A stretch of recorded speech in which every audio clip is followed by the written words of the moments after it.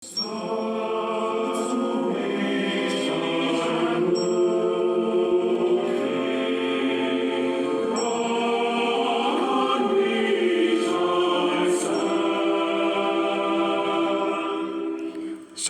dan saudari yang terkasih, Salam, selamat berjumpa dengan Renungan Harian Iona, Inspiration of New Apostolic.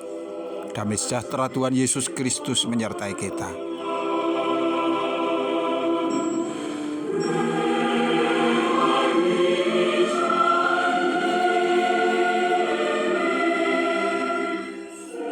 Kita akan membaca firman Tuhan dari Injil Matius pasal 4 ayat 1 sampai dengan 4. Pencobaan di padang gurun. Maka Yesus dibawa oleh Roh ke padang gurun untuk dicobai iblis. Dan setelah berpuasa 40 hari dan 40 malam, akhirnya laparlah Yesus. Lalu datanglah si pencoba itu dan berkata kepadanya, "Jika engkau anak Allah, perintahkanlah supaya batu-batu ini menjadi roti." Tetapi Yesus menjawab, "Ada tertulis, manusia hidup bukan dari roti saja, tetapi dari setiap firman yang keluar dari mulut Allah."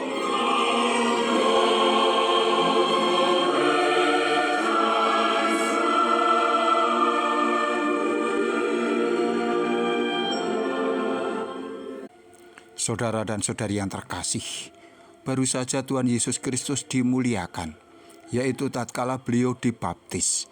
Kini Tuhan harus menghadapi sebuah pencobaan. Dikatakan di sana, maka Yesus dibawa oleh Roh ke padang gurun untuk dicobai iblis. Ini adalah juga sebuah isyarat bagi engkau dan saya, bahwa setiap orang yang telah dipilih oleh Allah tidak pernah dijanjikan oleh Allah untuk ia dapat mengalami sebuah kehidupan yang serba baik-baik saja, untuk sebuah kehidupan yang tanpa ada pencobaan.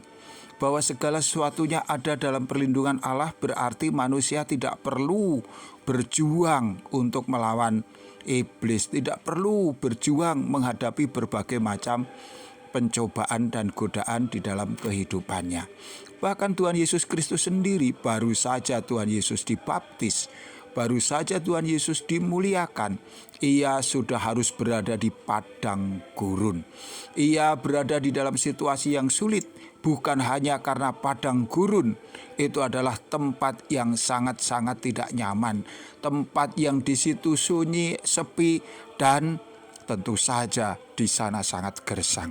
Tetapi juga bahwa Tuhan berpuasa 40 hari, 40 malam, beliau tidak makan dan tidak minum.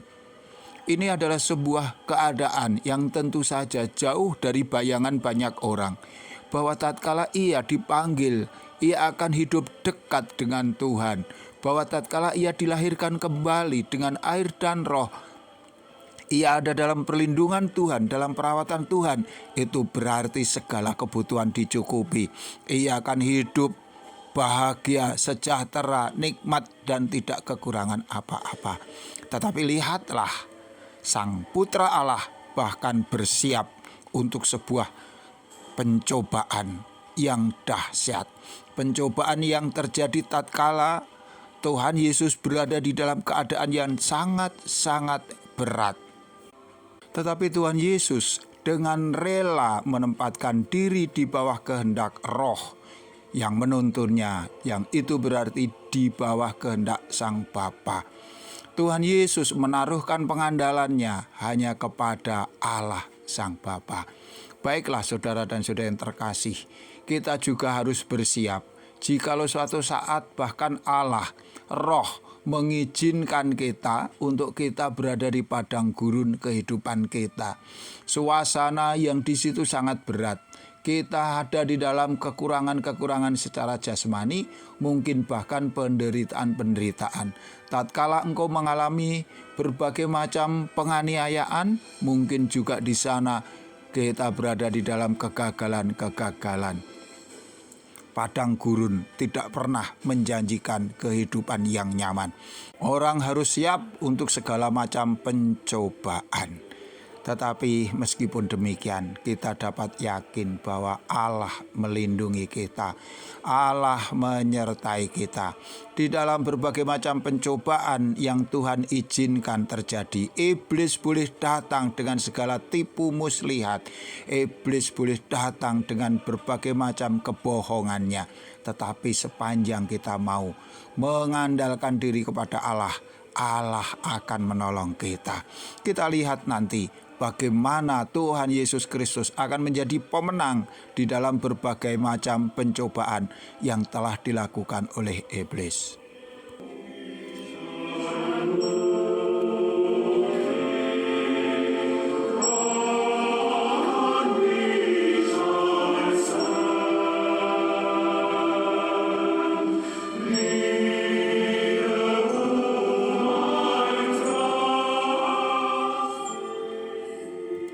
Saudara dan saudari yang terkasih, orang seringkali juga bertanya, mengapa Yesus yang adalah putra Allah, yaitu figur yang sangat disayang oleh Sang Bapa, sebagaimana dikatakan oleh Tuhan melalui suara yang berasal dari langit tatkala Tuhan dibaptis.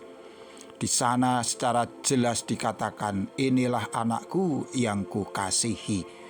Tetapi mengapa Yesus, anak yang dikasihi, diizinkan untuk dicobai? Di sini ada pelajaran yang bisa kita petik, bahwa sedekat apapun seseorang dengan Allah, di sana tidak ada jaminan bahwa dia akan lepas dari pencobaan iblis. Tuhan tidak pernah menjanjikan bahwa manusia yang menurut kepada Dia, bahwa orang yang senantiasa mencintai Tuhan, dia akan dilepaskan dari segala pencobaan iblis. Tuhan tidak pernah menjanjikan itu. Di sini kita bisa lihat bahkan Sang Putra Allah pun dicobai. Oleh karena itu, saudara dan saudari yang terkasih, jangan pernah kita merasa, aku aman. Aku setiap saat berdoa, aku percaya Roh Kudus yang menyertai aku akan menyelamatkan aku dari berbagai macam pencobaan. Hidupku pasti baik-baik saja. Tidak, saudara dan saudari yang terkasih. Selama kita masih hidup di muka bumi, dan selama iblis masih belum dibelenggu, maka di sana masih terbuka kesempatan setan, roh penyesat, iblis untuk mencobai manusia. Maka dalam hal yang demikian, kitalah yang harus berwaspada. Kita tidak boleh merasa sombong, aku ini loh anak kekasih Tuhan, aku ini umat yang disayang oleh Bapa, aku ini pengemban Roh Kudus, pasti aku akan dilindungi, tidak mungkin iblis berani mendekati aku. Tidak, saudara dan saudara yang terkasih, iblis masih memiliki kekuatan, iblis belum dibelenggu. Oleh karena itu dia akan memanfaatkan segala macam cara dan kesempatan untuk menjatuhkan umat manusia. Kita harus berwaspada. Namun sekali lagi, penghiburan kita satu-satunya adalah bahwa dalam situasi sesulit apapun, seberat apapun, serumit apapun, sepanjang kita mau percaya kepada Allah dan mengandalkan diri kepada Dia, mempercayakan hidup kita kepadanya, maka kita akan dilindungi, kita pasti akan ditolong.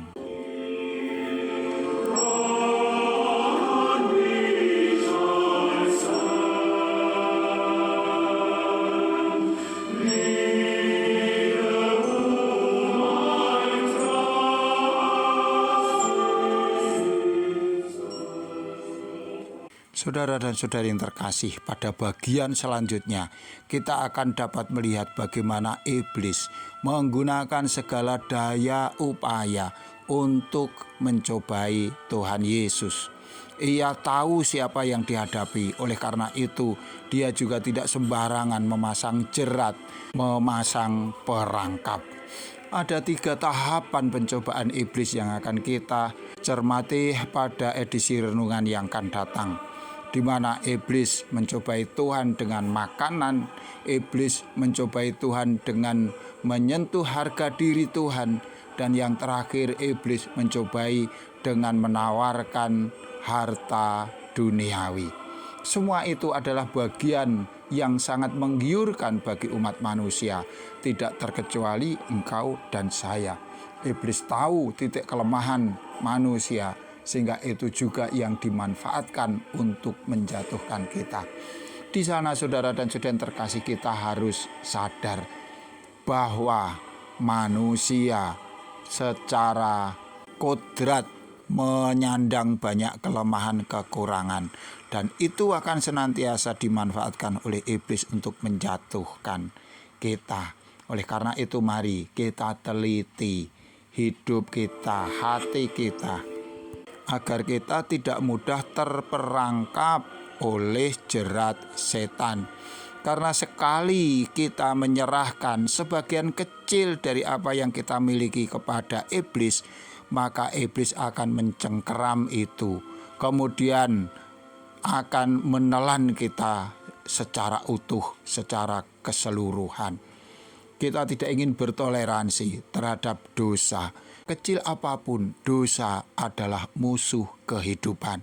Karena dikatakan upah dosa adalah maut. Di sana tidak disebutkan dosa besar, dosa kecil, dosa sedang. Semua akan mendatangkan maut, kematian yang kekal. Itulah pesan dari renungan kita kali ini. Semoga Tuhan mengaruniakan kepada hikmat untuk kita dapat senantiasa mengingatnya. Tuhan memberkati kita semuanya, sampai jumpa. Amin.